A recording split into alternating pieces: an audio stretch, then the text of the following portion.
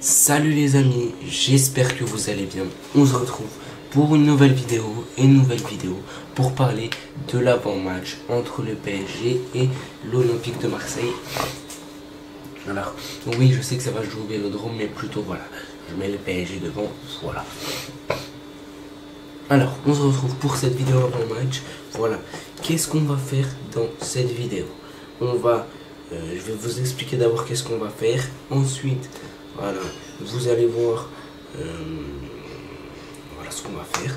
Et ensuite, je vous donnerai mon pronostic et la compo probable du Paris Saint-Germain. Ok, donc voilà, en sachant qu'on va prendre en compte les blessures et tout, sauf que l'affichage que j'ai sur les compos probables, il n'est pas mis à jour. Je l'ai pas mis à jour, voilà. J'ai pas eu le temps de le mettre à jour encore. Voilà, entre les trucs que j'ai eu à faire et à préparer, je n'ai pas eu le temps de le mettre à jour. Mais rassurez-vous, pour la prochaine vidéo hommage, donc c'est-à-dire pour le Barça, l'affichage sera bien à jour de la compo probable. Donc tout sera réglé. On prendra en compte les blessures et tout, mais tout sera réglé sur ça, donc vous inquiétez pas. Donc voilà, on est tout de suite parti pour cette vidéo. Mais avant que la vidéo commence, les mecs, n'hésitez pas à liker, à vous abonner, mettez un petit like, mettez un petit abonnement, ça prend 30 secondes, n'hésitez pas à le faire, merci, n'hésitez pas aussi à partager au max, les mecs, merci à tous ceux qui vont le faire, vous êtes les boss, et on est tout de suite parti. Alors, qu'est-ce qu'on va voir dans cette vidéo? Déjà, on va voir pour l'Olympique de Marseille, on va voir le mercato de l'OM qu'ils ont fait, l'analyse de l'OM et l'analyse de l'OM contre le Real Madrid et moi mon pronostic. Alors attendez, d'abord on va voir tout ça, mais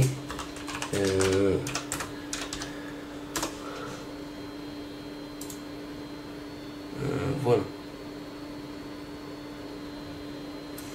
Donc, qui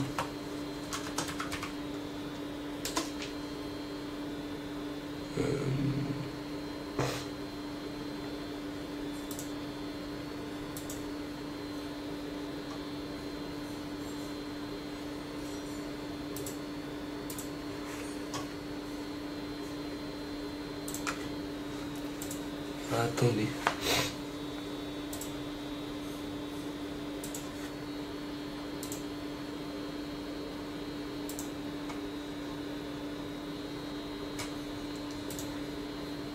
Alors,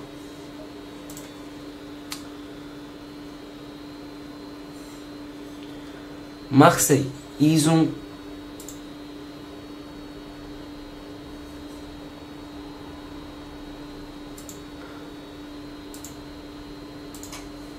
alors, et pour le PSG, on va parler après de Marseille du mercato. Et pour le PSG, on va parler bien sûr du mercato du Paris Saint-Germain, du jeu du PSG, de comment on va jouer. Et j'imagine probablement. Alors là, on va pas faire d'analyse, on va dire comment va jouer probablement le PSG. Et vous savez que le PSG, on a plusieurs cordes à nos armes et voilà. Je vais vous le dire, je vais vous le dire en calme, je vais pas vous faire de trucs d'analyse parce que ça sert à rien. On sait très bien comment on joue au PSG, il n'y a pas besoin de clarifier tout ça. Je pense que voilà, je pense que c'est déjà un peu clair. Voilà, donc voilà.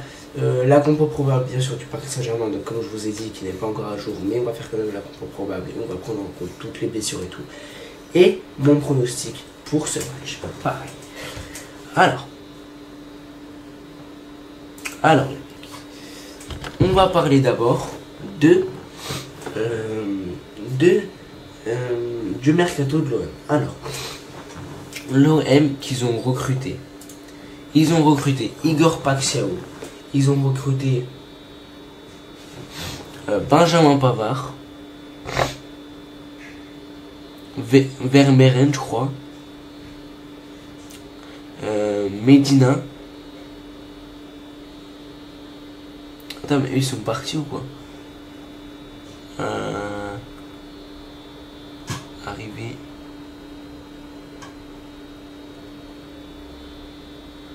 Ah, ok. Ils ont recruté Heuberg,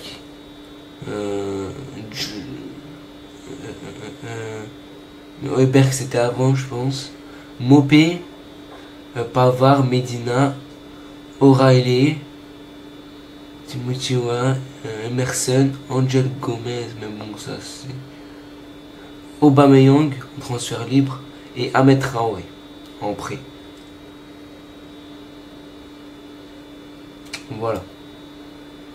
Et pour les départs, eh ben, il y a eu le départ de Luis Enrique, le départ de Jonathan Rowe, le départ de Quentin Merlin au Stade Rennais, le départ d'Adrien Rabiot bien sûr à l'AC Milan pour 7 millions d'euros, Unai qui est parti voilà, pour 6 millions d'euros à Girona, Rongier qui est parti au Stade Rennais, Paul Lopez, Ismaël Koné, voilà, Samuel Gigot, Montbagnin,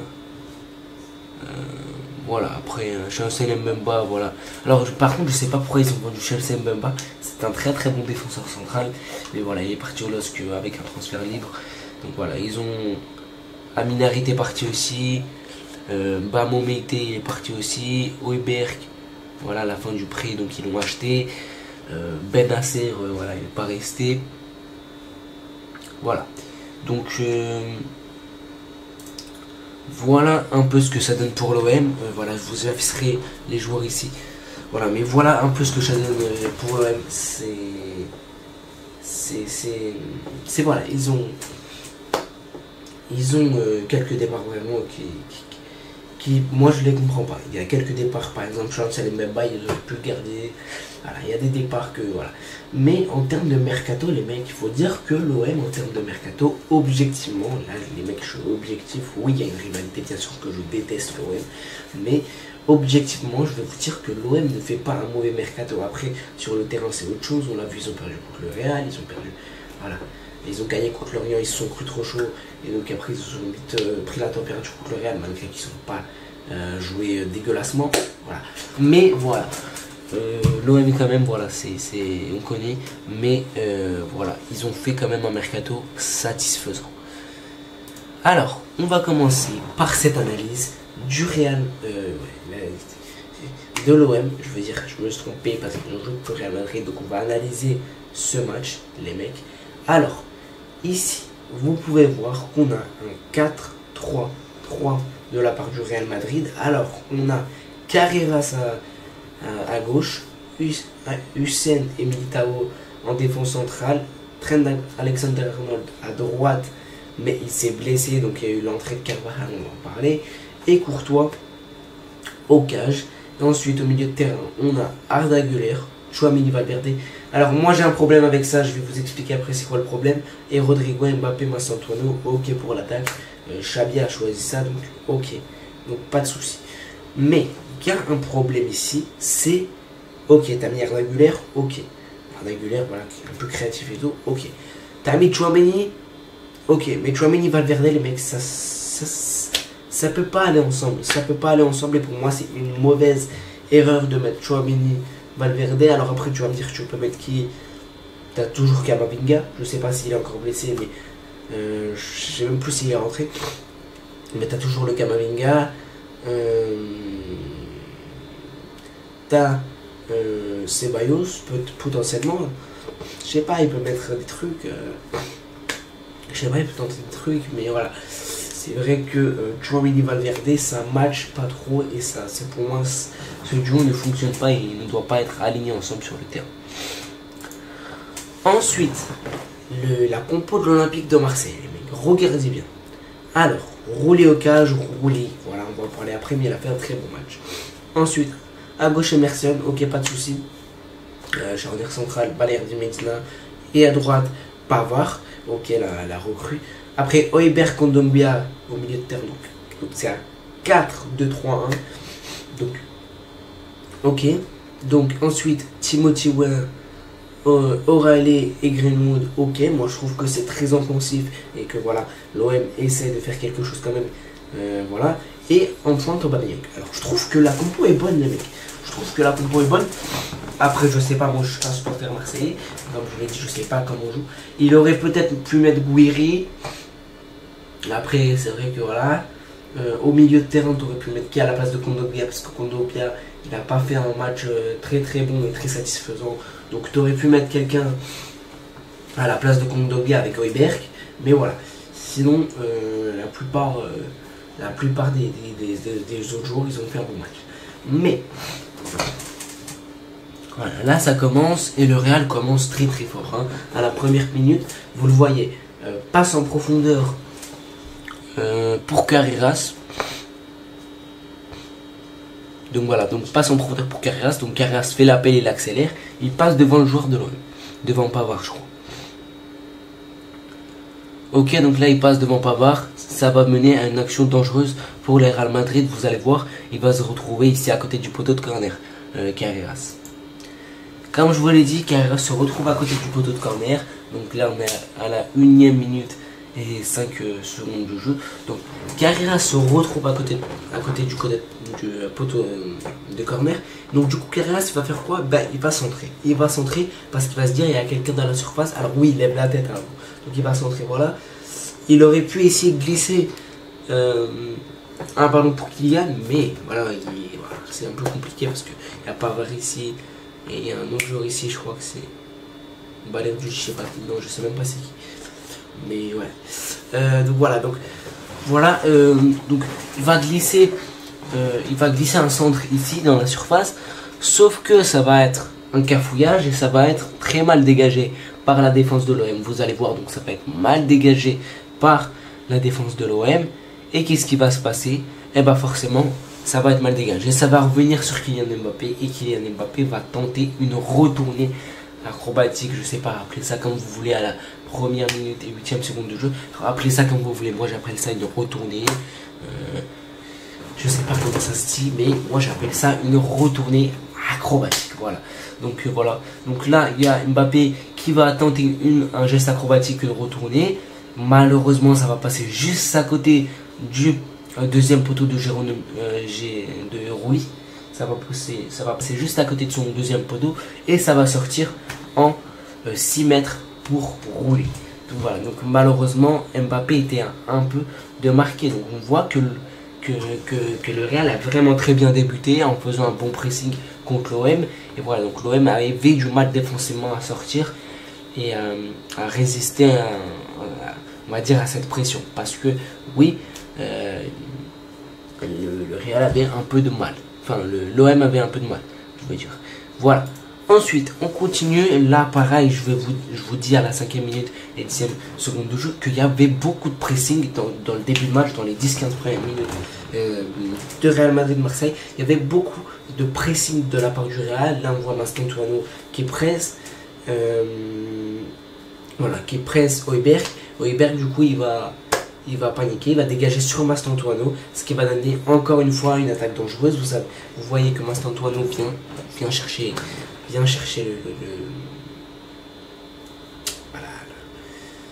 voilà.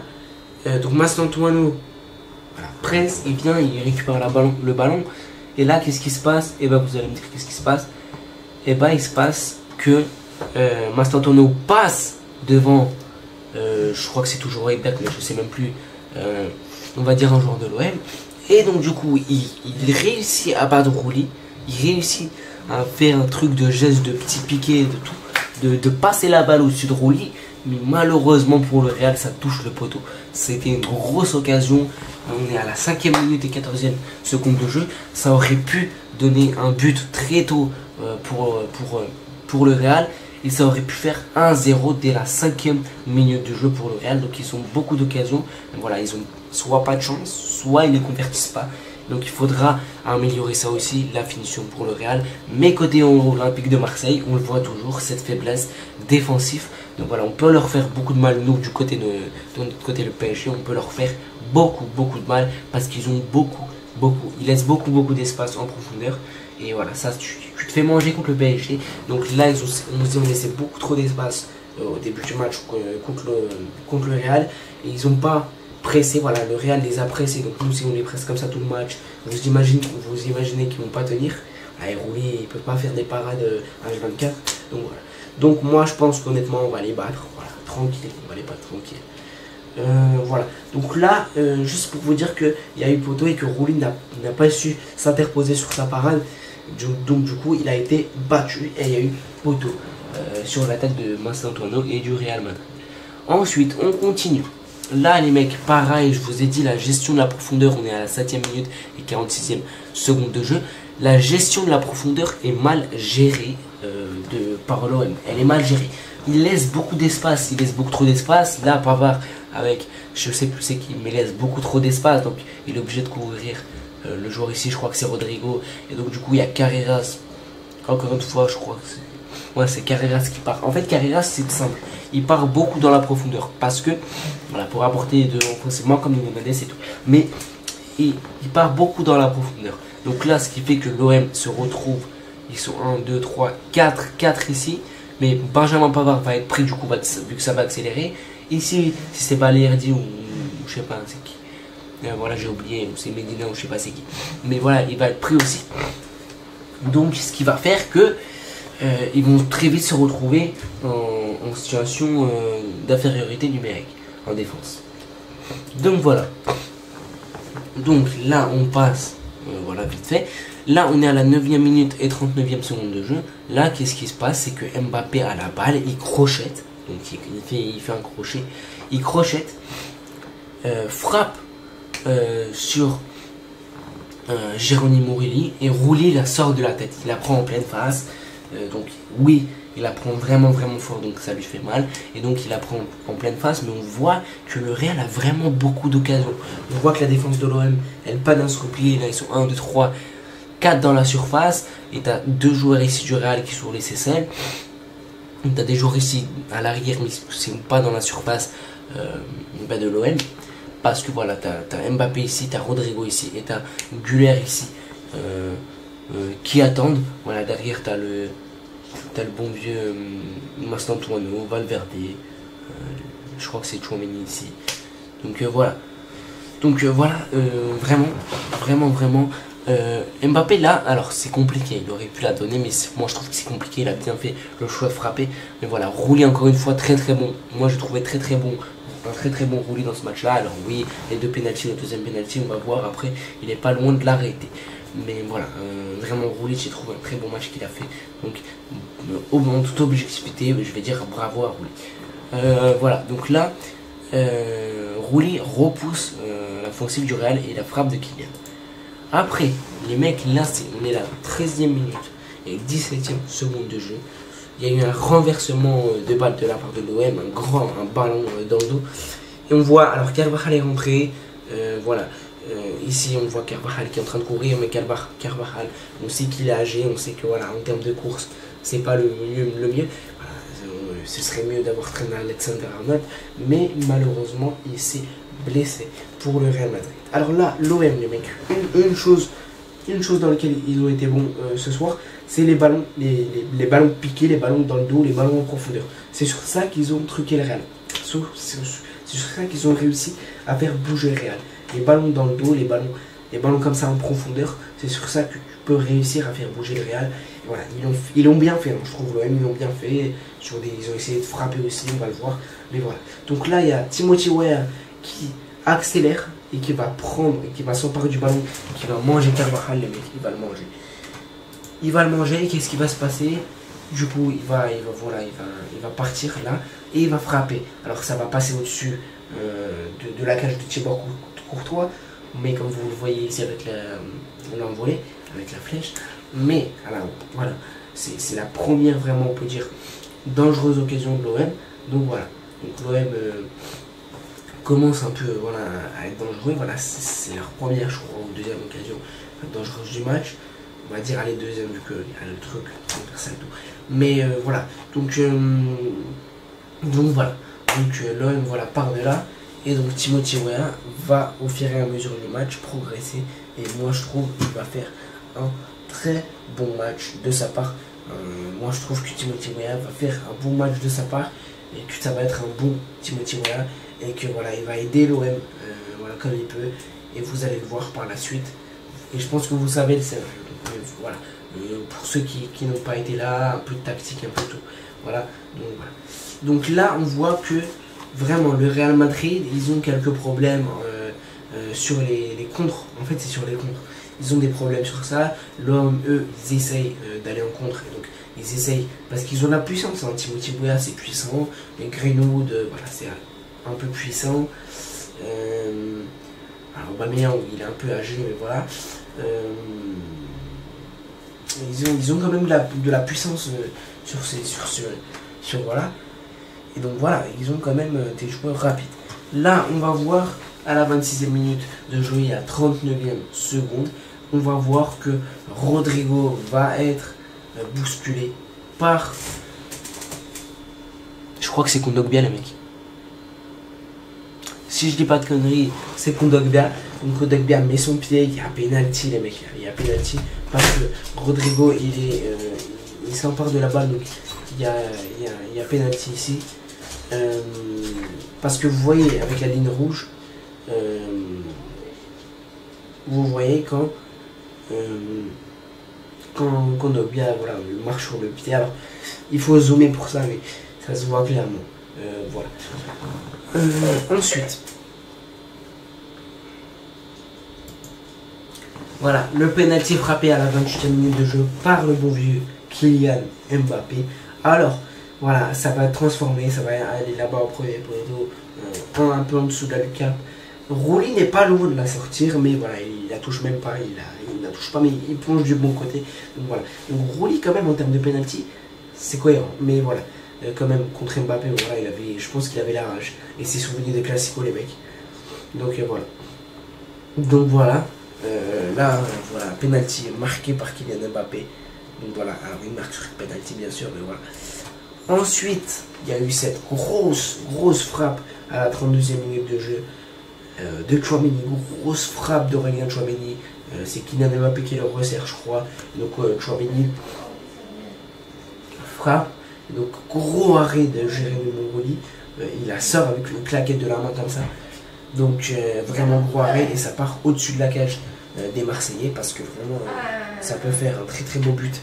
Parce que Tchouaméni, les mecs, Tchouaméni on n'en parle pas assez. Mais voilà, ce sera un danger aussi pour l'OM contre le PSG. Nous on a des bons frappeurs de loin, on a les Vitinha, les Kvaratskhelia, on connaît. Donc voilà, donc on a des très bon frappeurs de loin, malgré qu'on n'aura pas Doué, Dembélé et Neves, parce que Neves s'est blessé contre l'Atalanta. Voilà, je pense qu'on peut faire du mal à cette équipe, voilà. Alors, on va voir, je pense, Zaïre Emery. Voilà, on devrait quand même s'en sortir face à l'OM, mais voilà, ça va être un bon match quand même. Et je tiens à préciser que, petite parenthèse, qu'il y a le Ballon d'Or ce lundi. Donc on va faire une vidéo react au Ballon d'Or, bien sûr, on va faire un débrief de l'OM. Donc il y a plein de vidéos qui devraient sortir dans ces jours-là. Et ensuite on joue le 27 contre OCR, ensuite on joue le premier, un contre le Barça, donc avant il y aura une vidéo avant le match pareil. Donc voilà. Donc on continue. Ça c'était la petite parenthèse. Donc frappe de Tchouaméni, arrêt de Geronimo Rulli. On est tout de suite parti pour la suite. Alors à la 38e minute de jeu, tu as Aubameyang qui tape une accélération. Alors il se retourne. Alors je tiens à préciser qu'au départ de l'action, c'est que pareil, c'est un ballon très long. Militao se loupe dans son contrôle. Et donc Aubameyang réussit. Il réussit à se retourner. Et voilà, ça va donner un compte comme ça. Militao va rester aux abois. Il va rester derrière. Donc Aubameyang devant Courtois, il va frapper à côté. Moi, premièrement, le mec il a frappé à côté, mais moi j'ai cru qu'elle était dedans. Donc voilà. Donc il va frapper à côté. Donc voilà. Danger repoussé pour le Real, mais il aurait clairement pu faire mieux parce que Courtois c'était pas mal avancé. Donc vous voyez ici, Courtois est pas mal avancé. Donc Aubameyang aurait pu faire quelque chose avec une meilleure finition, moi je trouve. Voilà. Ensuite, on le voit, on est à la 40 millième. Ah, je sais même pas quand on est à la 40 minutes de jeu. Et voilà. Donc il y a ce pressing encore une fois un peu. Mais en fait, je vais vous dire, le Real a été coupé en deux. Alors ils ont fait 10-15 premières minutes où ils ont pressé. Ensuite ils ont arrêté de presser. Sauf que ils ont été coupés en deux. Il y avait une partie là, une partie dans le camp adverse et une partie dans leur camp. Et du coup ils ont été coupés en deux. Il n'y avait aucune alchimie entre le milieu de terrain et l'attaque, entre la défense. Donc voilà, donc ça a été un peu coupé en deux. Et moi je trouve que voilà, le Real, ils ont quelque chose à améliorer aussi. Parce que voilà, ils ont clairement été coupés en deux, ils ont pressé, ils ont très bien pressé collectivement dans le début du match et on l'a vu. Ils ont eu pas mal d'occasions, mais après les 10-15 premières minutes, voilà, le Real ça a été un peu compliqué, ça a été coupé en deux, et Marseille je trouve qu'ils ont bien joué. Voilà. Donc là il y a une frappe de Kylian, où ça va être arrêté par Geronimo Rulli. Donc voilà, donc Rulli a été très très bon vraiment, mais il y a une frappe de Mbappé et un arrêt de Rulli. Ensuite, là les mecs, on va le voir à la 45e minute du jeu, et il y a 3 minutes de temps additionnel, on est à la 57e seconde. C'est encore une frappe de quelqu'un, mais je pense que c'est non, je sais même plus c'était quoi, mais c'est une frappe, je pense, un truc comme ça. Voilà, mais c'est une frappe, et donc voilà, soit c'est une frappe, soit c'est un dégagement, et voilà, mais j'arrive pas trop à voir ça. Donc voilà, là pareil, on a dans le temps additionnel, on est à la 2 minutes, à la deuxième minute et 42e seconde sur 3. T'as Mastantuono, voilà, super passe de Mbappé pour Mastantuono, et Mastantuono du coup il frappe direct. Les mecs, je sais pas si on rend compte, mais Mastantuono là, il aurait eu le temps de contrôler, d'aller un peu vers l'angle et tirer, et il y aurait eu but les mecs. Parce que Rulli était sorti ici. S'il aurait été il aurait contrôlé, il serait amené un peu le ballon, il aurait marqué. Alors, il faut un peu... Sur l'analyse, tu les vois, ces trucs-là. Et voilà. Donc, encore une fois, la défense de l'OM qui a aux abois, les mecs, vraiment. La défense de l'OM, elle est catastrophique. Ils font tout. Ils laissent passer tout le monde. Ils laissent passer vraiment tout le monde. La défense de l'OM est quand même atroce. Ils laissent passer tout le monde. Ils font... passer, c'était la douane mais il n'y a pas de contrôle. Les mecs, vous savez, c'est la douane mais il n'y a pas de contrôle. Et pas ça, c'est la défense de l'OM. Voilà, donc Mastantuono tire. Heureusement qu'on a eu un grand Rulli qui se déplace vite et qui arrête le ballon magnifiquement. Mais sinon, il y aurait eu but. Comme je vous l'ai dit, Mastantuono aurait pu tenter de s'excentrer un peu et de frapper ensuite. Voilà, là, on arrive à la 49e minute de jeu. Alors, je vous le dis, sur ces deux dernières images, ça va aller très vite vers la fin. Donc, voilà, parce qu'il n'y a pas eu grand chose à dire. Mis à part que c'est un peu, ça se répète. Mais voilà, le Real, comme je vous l'ai dit, coupé en deux. Voilà, ils arrivent quand même. Parce que là, les joueurs de l'OM dans leur surface, ils sont quand même 1, 2, 3, 4, 5, 6, 7. Ils sont quand même... Non, ils sont plus. Alors, je sais pas si là, ça compte dans la surface.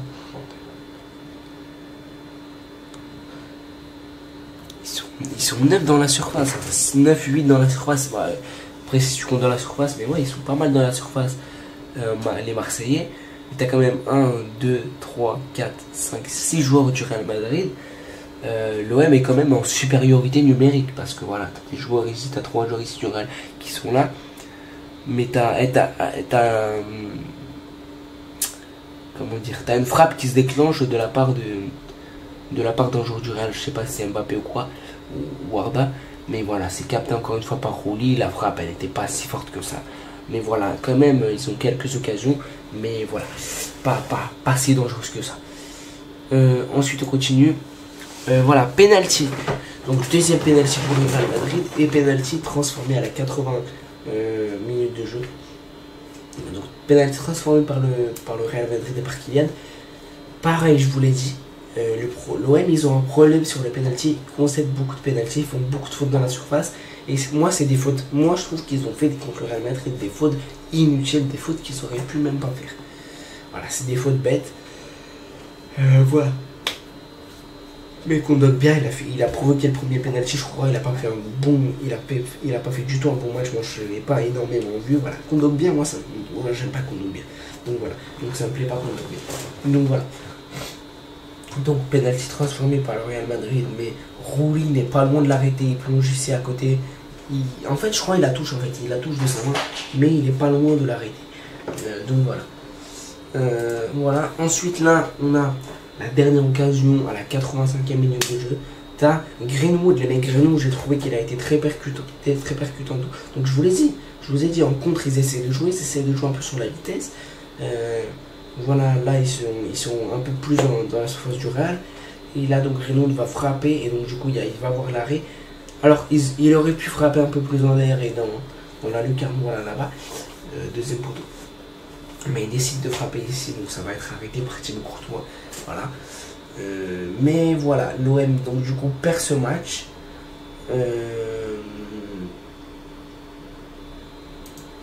L'OM perd ce match du coup. Donc voilà. Voilà. Maintenant, on va passer au Paris Saint-Germain. Alors, on va passer au PSG et je vais vous expliquer. Voilà, je vais vous expliquer. On va faire d'abord le mercato du PSG. Alors, on va vite faire revenir sur le mercato du PSG. On a recruté le bon vieux Chevalier parce que Donnarumma est parti, on s'en rappelle. On a recruté Zabarni, voilà, pour éventuellement préparer l'avenir et préparer la succession de Marquinhos, voilà, parce que Marquinhos, voilà, il commence à faire son âge, mais voilà, il est toujours aussi bon, moi, je trouve. Donc, voilà. Ensuite, on a recruté Renato Mari. Donc voilà, nos principales recrues. Et après, est-ce qu'on a recruté quelqu'un d'autre? Non, après voilà. C'était nos principales recrues. En termes de départ, on a fait partir Donnarumma, on a fait partir Asensio, on a fait partir Renato Sanchez.